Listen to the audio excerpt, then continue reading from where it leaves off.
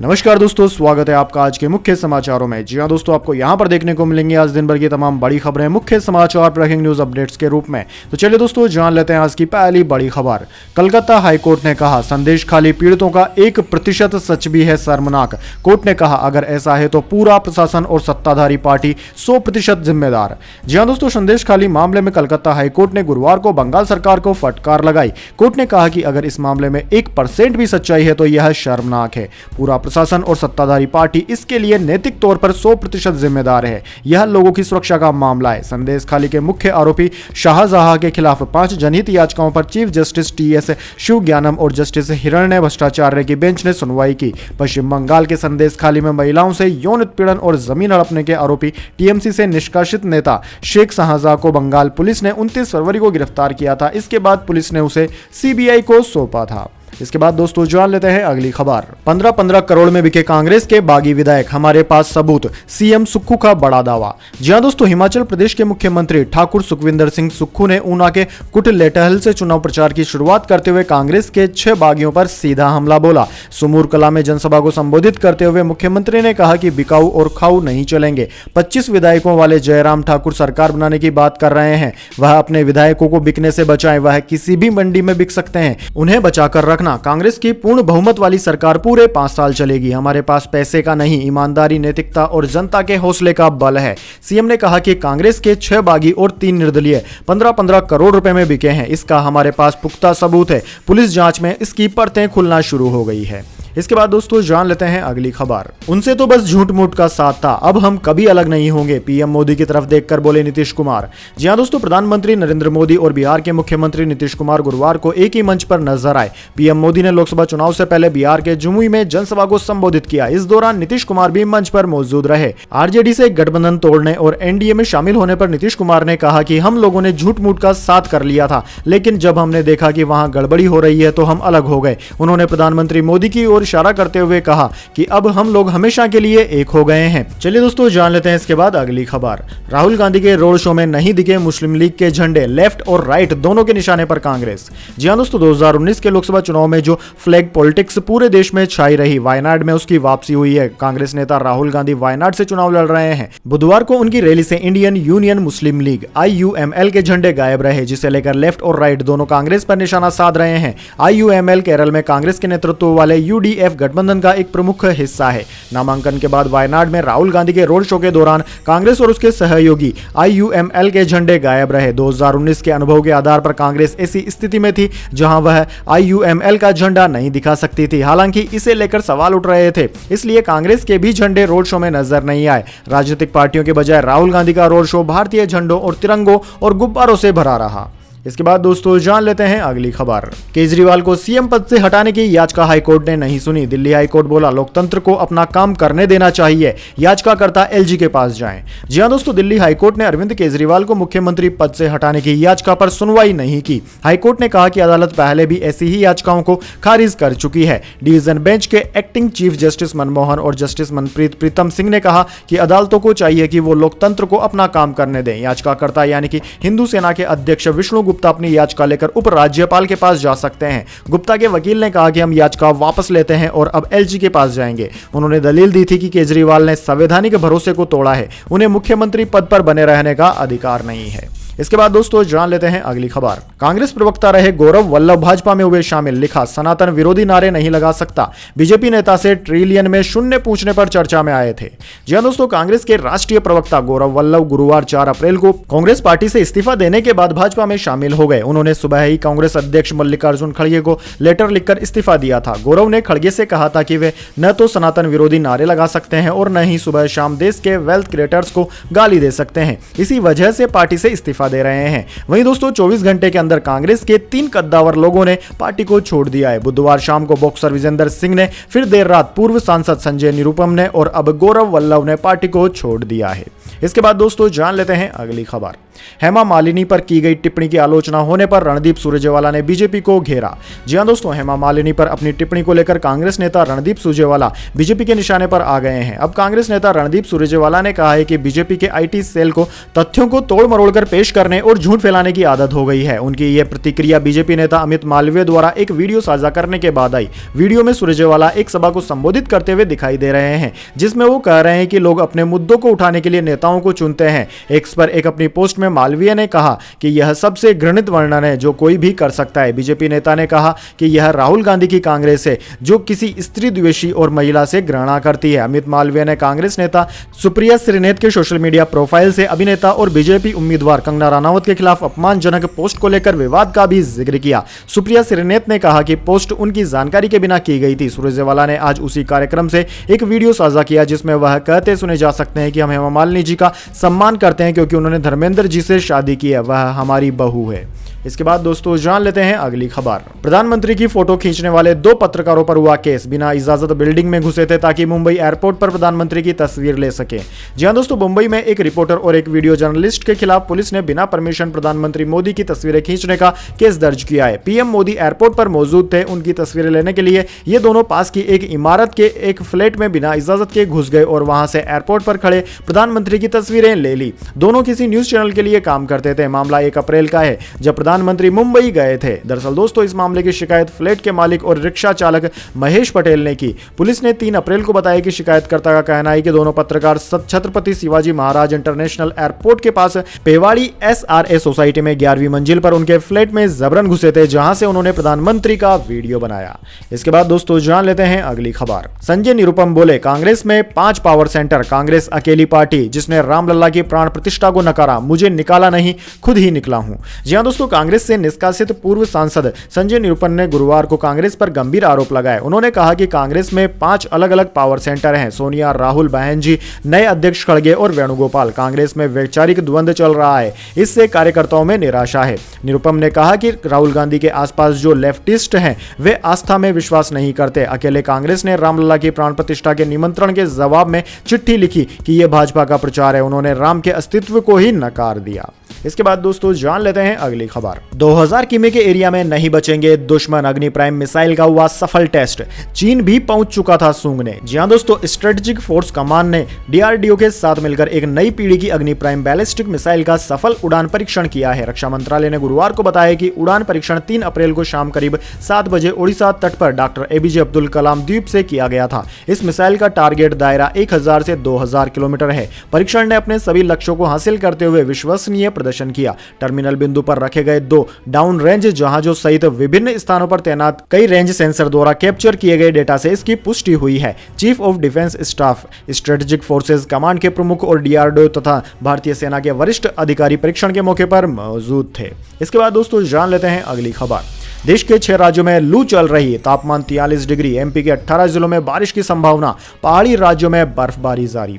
जी हां दोस्तों, देश के 6 राज्यों में लू चल रही है। इनमें कर्नाटक, आंध्र प्रदेश, तेलंगाना, ओडिशा, झारखंड और पश्चिम बंगाल शामिल है। यहां का तापमान 43 डिग्री सेल्सियस तक पहुंच गया है। वहीं दोस्तों भारतीय मौसम विज्ञान विभाग यानी कि इंडियन मेट्रोलॉजी डिपार्टमेंट ने केरल, असम, मेघालय, अरुणाचल प्रदेश और लक्षद्वीप में बारिश की संभावना जताई है। इसके अलावा पहाड़ी राज्यों में बर्फबारी जारी रहने की बात कही गई है। इनमें जम्मू कश्मीर और हिमाचल प्रदेश शामिल है। मौसम विभाग ने कहा है कि 7 अप्रैल से मध्य प्रदेश के 18 और बिहार के 9 जिलों में बारिश हो सकती है। वहीं झारखंड में 7 अप्रैल तक राज्य में लू का येलो अलर्ट जारी किया गया है। चलिए दोस्तों जान लेते हैं इसके बाद अगली खबर। इसे 2 से बढ़ाकर 5 कर दीजिए, अरविंद केजरीवाल ने कोर्ट में लगाई नई याचिका, जज ने ईडी से मांगा जवाब। जी हां दोस्तों, शराब घोटाले के मामले में दिल्ली की तिहाड़ जेल में बंद सीएम अरविंद केजरीवाल ने एक बार फिर कोर्ट का रुख किया है। सीएम के वकील ने कोर्ट में एक याचिका लगाई। इस याचिका में गुहार लगाई गई है कि जेल प्रशासन को यह आदेश दिया जाए कि वो अपने वकीलों से अतिरिक्त मुलाकात का वक्त दे। ईडी ने मनी लॉन्ड्रिंग के मामले में अरविंद केजरीवाल को अरेस्ट किया था। जांच एजेंसी की कस्टडी पूरी होने के बाद उन्हें न्यायिक हिरासत में तिहाड़ जेल भेज दिया गया है। दोस्तों राउज एवेन्यू कोर्ट में सीएम केजरीवाल की अर्जी पर जज जज कावेरी बावेजा ने संज्ञान लिया। न्यायाधीश ने सीएम की अर्जी पर परिवर्तन निदेशालय को नोटिस जारी कर अपना जवाब दाखिल करने के लिए कहा है। दिल्ली के मुख्यमंत्री अरविंद केजरीवाल को एक सप्ताह में 2 बार अपने वकील से कानूनी मुलाकात का मौका दिया जाता है। अपनी ताजा अर्जी में सीएम ने कोर्ट से अनुरोध किया है कि इसे बढ़ाकर सप्ताह में 5 बार किया जाना चाहिए। अरविंद केजरीवाल की याचिका में कहा गया है कि वो कई एफआईआर का सामना कर रहे हैं और बहुत सारे कानूनी काम होते हैं और इसलिए बैठकों की संख्या बढ़ाई जाए। चलिए दोस्तों जान लेते हैं इसके बाद अगली खबर। मैं जहां से लड़ूंगा वहां विकास होगा, स्मृति ईरानी के खिलाफ अमेठी से उतरने के सवाल पर बोले रॉबर्ट वाड्रा। जी हां दोस्तों, लोकसभा चुनाव के मद्देनजर राजनीतिक दल प्रत्याशी उतार रहे हैं। एक एक करके सीटों के उम्मीदवारों के नाम सामने आ रहे हैं, लेकिन दोस्तों कांग्रेस ने अभी तक अपनी प्रतिष्ठित सीट अमेठी को लेकर किसी उम्मीदवार की घोषणा नहीं की है। इसी बीच गांधी परिवार के दामाद रॉबर्ट वाड्रा ने अमेठी को लेकर बात कही है। उन्होंने कहा है कि मेरे लिए यह मांग आ रही है कि मैं अमेठी या देश के किसी भी कोने को प्रतिनिधित्व करूं। न्यूज एजेंसी एएनआई के इंटरव्यू में रॉबर्ट वाड्रा से सवाल किया गया कि क्या वह अमेठी से उम्मीदवार हो सकते हैं। इस पर वाड्रा बोले, अगर मैं सांसद बनने का फैसला करता हूं तो अमेठी के लोग मुझसे अपने निर्वाचन क्षेत्र का प्रतिनिधित्व करने की उम्मीद करते हैं। वर्षों तक गांधी परिवार ने रायबरेली, अमेठी और सुल्तानपुर में कड़ी मेहनत की। अमेठी के लोग वास्तव में वर्तमान सांसद स्मृति ईरानी से परेशान है। लोगों को लगता है कि उन्होंने उन्हें चुनकर गलती की है। इसके बाद दोस्तों जान लेते हैं अगली खबर। पप्पू यादव ने पूर्णिया से निर्दलीय पर्चा दाखिल किया, बोले राजनीतिक हत्या की साजिश थी। प्रदेश कांग्रेस अध्यक्ष बोले उन्हें नामांकन की इजाजत नहीं। जी हां दोस्तों, लोकसभा चुनाव के दूसरे चरण में नामांकन का कल आखिरी दिन था। किशनगंज, कटिहार, पूर्णिया, बांका और भागलपुर में नॉमिनेशन चल रहा था। इन 5 में से सबसे हॉट सीट पूर्णिया है। पप्पू यादव ने पूर्णिया सीट से निर्दलीय नामांकन दर्ज करा दिया है। पप्पू के नामांकन पर बिहार कांग्रेस प्रदेश अध्यक्ष अखिलेश सिंह ने साफ कह दिया है कि पार्टी से बाहर नामांकन करने की इजाजत किसी को नहीं है। दोस्तों आपकी जानकारी के लिए बता दें, महागठबंधन में पूर्णिया सीट आरजेडी के कोटे में आई है। यहां से बीमा भारती पहले से ही नामांकन दाखिल कर चुके हैं। पप्पू यादव ने नॉमिनेशन के बाद कहा कि यह मेरी राजनीतिक हत्या की साजिश थी। सीमांचल की आजादी, जातीय विवाद, भ्रष्टाचार और नफरत का खात्मा करना है। हर परिवार की खुशी और गरीबी मिटाने का मेरा संकल्प है। इसके बाद दोस्तों जाने अगली बड़ी खबर, लेकिन उससे पहले मेरी आपसे छोटी सी रिक्वेस्ट है, अगर दोस्तों आपको अभी तक हमारी न्यूज़ पसंद आई है तो इसे छोटा सा लाइक जरूर दे दीजिए, और अगर आपको पसंद नहीं आई है तो बेशक आप डिसलाइक भी कर सकते हैं, लेकिन दोस्तों लाइक और डिसलाइक जरूर कीजिए, क्योंकि दोस्तों यही हमारी मेहनत का फल होता है और इसी से हमें पता चलता है कि आपको हमारी वीडियोस पसंद आ रही है या नहीं। तो चलिए दोस्तों जान लेते हैं आज की अगली बड़ी खबर। सेंसेक्स 74,501 और निफ्टी 22,619 का ऑल टाइम हाई बनाया। बैंक और आईटी सेक्टर्स में रही तेजी, एचडीएफसी बैंक निफ्टी का टॉप गेनर रहा। जी हां दोस्तों, शेयर बाजार में 4 अप्रैल को जबरदस्त तेजी देखने को मिली। कारोबार के दौरान सेंसेक्स ने 74,501 का और निफ्टी ने 22,619 का ऑल टाइम हाई बनाया। हालांकि बाद में यह थोड़ा नीचे आ गया और सेंसेक्स 350 अंक की तेजी के साथ 74,227 के लेवल पर बंद हुआ। वहीं दोस्तों निफ्टी में भी 80 पॉइंट्स की तेजी रही। यह 22,514 के स्तर पर बंद हुआ। सेंसेक्स के 30 शेयरों में से 21 में तेजी और 9 में गिरावट देखने को मिली। वहीं दोस्तों एचडीएफसी बैंक निफ्टी का टॉप गेनर भी रहा। इसके अलावा दोस्तों बात करें निफ्टी 50 के टॉप गेनर और टॉप लूजर स्टॉक्स की, तो दोस्तों टॉप गेनर्स में एचडीएफसी बैंक के अलावा टाइटन और टेक महिंद्रा भी रहे, जबकि निफ्टी 50 के टॉप लूजर्स में ओएनजीसी, अडानी पोर्ट्स और श्रीराम फाइनेंस रहे। इसके बाद दोस्तों जान लेते हैं अगली खबर। सोना पहली बार 70,000 के करीब पहुंचा। इस साल 75,000 तक जा सकता है। चांदी ने भी 79,063 का ऑल टाइम हाई बनाया।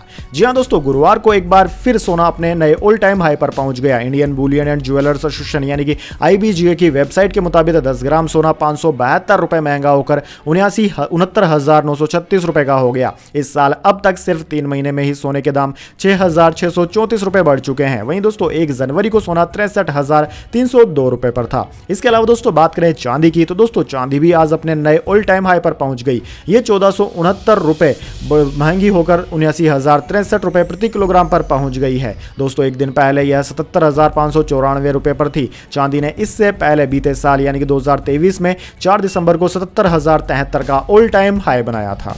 चलिए दोस्तों जान लेते हैं इसके बाद अगली खबर। सीमांचल में बैकफुट पर आए ओवैसी, एआईएमआईएम ने महज 2 सीट पर लड़ने का किया ऐलान। जी हां दोस्तों, लोकसभा चुनाव को लेकर बिहार के सियासी हल्के से बड़ी खबर आ रही है। सीमांचल में अपनी मजबूत पैठ रखने वाले असदुद्दीन ओवैसी की पार्टी एआईएमआईएम इस इलाके में सिर्फ किशनगंज और अररिया सीट पर चुनाव लड़ने की फैसला कर रही है। पार्टी इस बार के चुनाव में पूर्णिया और कटिहार से नहीं लड़ेगी। पार्टी के प्रदेश अध्यक्ष अख्तरुल ईमान ने ऐलान किया है कि एआईएमआईएम सीमांचल की 2 सीटों पर ही लोकसभा का चुनाव लड़ेगी।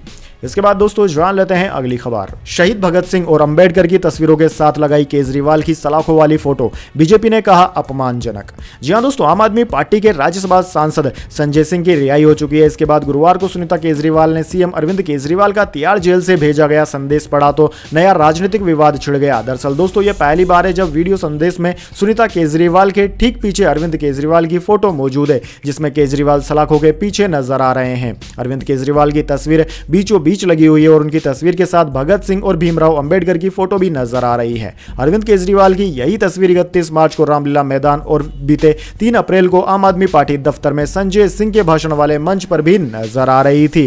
वैसे दोस्तों बीजेपी ने इस तस्वीर को अपमानजनक कहा है। इसके बारे में आपके क्या विचार है, कमेंट बॉक्स में जरूर लिखिए। चलिए दोस्तों जान लेते हैं अगली खबर। पंत पर लगातार दूसरे मैच में लगा जुर्माना, स्लो ओवर रेट के लिए 24 लाख का फाइन, सीएसके के खिलाफ भी मिली थी सजा। जी हां दोस्तों, दिल्ली कैपिटल्स के कप्तान ऋषभ पंत पर लगातार दूसरे मैच में जुर्माना लगा है। उन्हें कोलकाता नाइट राइडर्स के खिलाफ स्लो ओवर रेट का दोषी पाया गया। इसके लिए उन पर 24 लाख रुपए का फाइन लगाया गया है। इंडियन प्रीमियर लीग यानी कि आईपीएल ने यह जानकारी गुरुवार को दी। इससे पहले चेन्नई सुपर किंग्स के खिलाफ हुए पिछले मैच में भी वे स्लो ओवर रेट के दोषी पाए गए थे, लेकिन सीजन की पहली गलती होने की वजह से उन पर केवल 12 लाख रुपए का ही फाइन लगाया गया था, लेकिन इस बार फाइन की राशि बढ़ाकर 24 लाख कर दी गई। चलिए दोस्तों जान लेते हैं अगली खबर। जयशंकर ने बताई कच्चातीव की सच्चाई, खंडी चट्टान कहकर श्रीलंका को दी गई थी भारतीय जमीन, इस पार्टी को भी घेरा। जी हां दोस्तों, विदेश मंत्री एस जयशंकर ने गुरुवार को तमिलनाडु की डीएमके पार्टी पर श्रीलंका को कच्चातीव द्वीप देने के मामले में जमकर निशाना साधा। जयशंकर ने दावा किया कि इंदिरा गांधी ने जब 5 दशक पहले श्रीलंका को भारत का यह द्वीप सौंपा था, तब डीएमके भी उसके साथ और उसके पक्ष में थी। लोकसभा चुनाव 2024 के दौरान तमिलनाडु में वोटिंग से पहले एस जयशंकर ने कहा कि राज्य के लोगों को इस मामले की पूरी सच्चाई पता होनी चाहिए। इसके बाद दोस्तों जान लेते हैं अगली खबर। टेस्ला ने भारत के लिए कार बनाना कर दिया शुरू, बर्लिन में राइट हैंड ड्राइव का प्रोडक्शन कर रही कंपनी साल के अंत तक लॉन्च की है उम्मीद। जी हां दोस्तों, एलन मस्क की इलेक्ट्रिक व्हीकल ईवी बनाने वाली कंपनी टेस्ला ने गीगा फैक्ट्री बर्लिन में भारत के लिए राइट हैंड ड्राइव कारों का प्रोडक्शन शुरू कर दिया है। कंपनी इस साल के अंत तक देश में कार ला सकती है। हिंदुस्तान टाइम्स ने अपनी एक रिपोर्ट में यह जानकारी दी। इससे पहले 3 अप्रैल को ब्रिटेन की फाइनेंशियल टाइम्स में बताया था कि टेस्ला इस महीने भारत में एक टीम भेजेगी जो देश में 2 से 3 बिलियन डॉलर यानी कि 16,000 करोड़ से 25,000 करोड़ के इलेक्ट्रिक कार मैन्युफैक्चरिंग प्लांट के लिए जगह की तलाश करेगी। इसके बाद दोस्तों जान लेते हैं अगली खबर। भारतीय वायुसेना के अपाचे हेलीकॉप्टर की लद्दाख में इमरजेंसी लैंडिंग, इस वजह से हुआ नुकसान। जी हां दोस्तों, भारतीय वायुसेना के अपाचे हेलीकॉप्टर की बुधवार को लद्दाख में अचानक इमरजेंसी लैंडिंग करवाई गई। एक ऑपरेशनल ट्रेनिंग के दौरान वायुसेना के विमान की इमरजेंसी लैंडिंग करानी पड़ी। भारतीय वायुसेना ने बताया कि यह घटना लद्दाख एरिया ऑफ रेस्पॉन्सिबिलिटी क्षेत्र में उतार चढ़ाव वाले इलाके और उच्च ऊंचाई से पैदा हुई चुनौतियों की वजह से हुआ। उतार चढ़ाव और ऊंचाई वाले इलाके की वजह से हेलीकॉप्टर को नुकसान पहुंचा है। हालांकि विमान में सवार दोनों पायलट पूरी तरह से सुरक्षित हैं, उन्हें पास के एयरबेस में ले जाया गया है। इसके बाद दोस्तों जान लेते हैं अगली खबर। कच्चातीव पर श्रीलंका बोला मसला 50 साल पहले सुलझ चुका है, कहा इसे दोबारा उठाने की जरूरत नहीं, भारत में सिर्फ राजनीतिक बहस चल रही है। जी हां दोस्तों, कच्चातीव पर विवाद के बीच श्रीलंका की तरफ से पहला आधिकारिक बयान सामने आया है। श्रीलंका के विदेश मंत्री अली साबरी ने बुधवार को कहा कि यह मुद्दा 50 साल पहले सुलझा लिया गया था, इसे दोबारा उठाने की कोई जरूरत नहीं है। इफ्तार पार्टी के दौरान एक सवाल के जवाब में साबरी ने कहा कि कच्चातीव पर कोई विवाद नहीं है, भारत में सिर्फ राजनीतिक बहस चल रही है, इसके लिए कौन जिम्मेदार है, इसके लिए इस पर अधिकार को लेकर कोई बात नहीं हुई है। चलिए दोस्तों जान लेते हैं अगली खबर। एक रावलपिंडी तो दूसरा इस्लामाबाद का भारत नेपाल बॉर्डर पर पकड़े गए 3 आतंकी, एटीएस की पूछताछ में हुआ सनसनीखेज खुलासा। जी हां दोस्तों, उत्तर प्रदेश एटीएस ने 2 पाकिस्तानी नागरिकों समेत 3 आतंकवादियों को गिरफ्तार करने का दावा किया है। एटीएस को मिली खुफिया जानकारी के मुताबिक ये लोग पाकिस्तानी एजेंसी आईएसआई की मदद से भारत में आतंकी गतिविधियों को अंजाम देने की योजना बना रहे थे। तीनों को भारत नेपाल सीमा के पास से गिरफ्तार किया गया है। दोस्तों आपको बता दें कि एटीएस के हत्थे चढ़ा मोहम्मद अल्ताफ भट्ट पाकिस्तान के रावलपिंडी का रहने वाला है, वहीं सैयद गजनफर इस्लामाबाद का रहने वाला है, जबकि नासिर अली जम्मू कश्मीर का निवासी है। मोहम्मद अल्ताफ हिजबुल मुजाहिदीन के मुजफ्फराबाद स्थित कैंप में ट्रेनिंग ले चुका है। इसके बाद दोस्तों जान लेते हैं अगली खबर। बायजूस के फाउंडर बायजू रविंद्रन की नेटवर्थ जीरो हुई, एक साल पहले 17,545 करोड़ थी, फोर्ब्स ने बिलियनियर लिस्ट से बाहर किया। जी हां दोस्तों, वित्तीय संकट से जूझ रही एडटेक कंपनी बायजूस के फाउंडर बायजू रविंद्रन की नेटवर्थ जीरो हो गई है। एक साल पहले यानी कि 4 अप्रैल 2023 को उनकी नेटवर्थ $2.1 बिलियन यानी यानी कि 17,545 करोड़ रुपए की थी। फोर्ब्स की बिलियनियर इंडेक्स 2024 में यह जानकारी सामने आई है। फोर्ब्स की रिपोर्ट में बताया गया है कि पिछले साल की लिस्ट से इस बार 4 लोगों को बाहर किया गया है। इनमें रविंद्रन भी शामिल है। हाल ही में ब्लैक रॉक ने बाइजूस की वैल्यूएशन घटाकर $1 बिलियन कर दी थी। 2022 में इसकी पीक वैल्यूएशन $22 मिलियन की थी। इसके बाद दोस्तों जान लेते हैं अगली खबर। रणवीर कपूर ने खुद को गिफ्ट की 6 करोड़ की कार, खुद ड्राइव करते दिखे बेंटले कॉन्टिनेंटल GT V8। गाड़ी रोककर एक बुजुर्ग की मदद भी की। जी हां दोस्तों, पिछले साल रिलीज हुई फिल्म एनिमल की सफलता के बाद रणवीर कपूर ने खुद को एक brand new luxurious car gift की है। एक्टर ने हाल ही में 6 करोड़ की बेंटले कॉन्टिनेंटल GT V8 खरीदी है, जिसे वो मुंबई की सड़कों पर ड्राइव करते नजर आए हैं। दरअसल दोस्तों सोशल मीडिया पर एक्टर ने कई वीडियोस वायरल किए हैं। इनमें वो मुंबई के पाली हिल स्थित अपने वास्तु अपार्टमेंट के पास अपनी नई कार ड्राइव करते भी नजर आ रहे हैं। इस dark sapphire blue Bentley Continental GT V8 की ऑन रोड कीमत 6 करोड़ रुपए है और एक शोरूम प्राइस 5.2 करोड़ रुपए बताई जा रही है। दोस्तों यह कार 542.0 bhp का पावर जनरेट करती है। इसकी टॉप स्पीड 318 किलोमीटर प्रति घंटा है। इसमें ऑटोमेटिक ट्रांसमिशन है और यह 12.9 किलोमीटर प्रति लीटर का माइलेज भी देती है।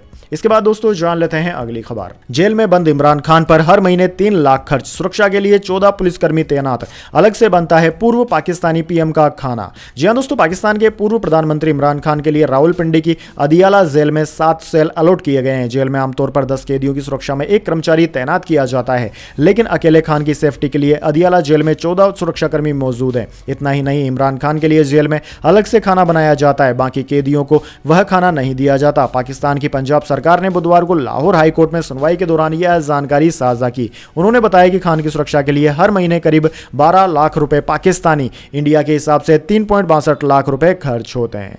तो दोस्तों यह थी आज की तमाम बड़ी खबरें। इसके बाद दोस्तों बारी आती है आज के माइंड क्विज क्वेश्चन की। जी हां दोस्तों, एक आसान से सवाल का जवाब देकर आप जीत सकते हैं एक सरप्राइज गिफ्ट हमारे यूट्यूब चैनल की ओर से। तो दोस्तों आज का सवाल आपकी स्क्रीन पर आ चुका है। प्रधानमंत्री नरेंद्र मोदी ने हाल ही में किसानों के लिए कौन सी योजना लॉन्च की है? जी हां दोस्तों, अगर आप जानते हैं उस योजना का नाम जो कि हाल ही में प्रधानमंत्री मोदी ने किसान भाइयों के लिए लॉन्च की है, तो जल्दी से उस योजना का नाम कमेंट्स में लिख दीजिए। अगर दोस्तों आपका जवाब होता है एकदम सही और आप चुने जाते हैं लकी विजेता के रूप में, तो आपको मिल सकता है एक सरप्राइज गिफ्ट हमारे यूट्यूब चैनल की ओर से। तो दोस्तों जल्दी से अपने उत्तर कमेंट्स में लिख दीजिए, वीडियो को लाइक कर लीजिए और चैनल को सब्सक्राइब करके बेल आइकन भी दबा लीजिए। धन्यवाद। वंदे मातरम। जय हिंद, जय भारत।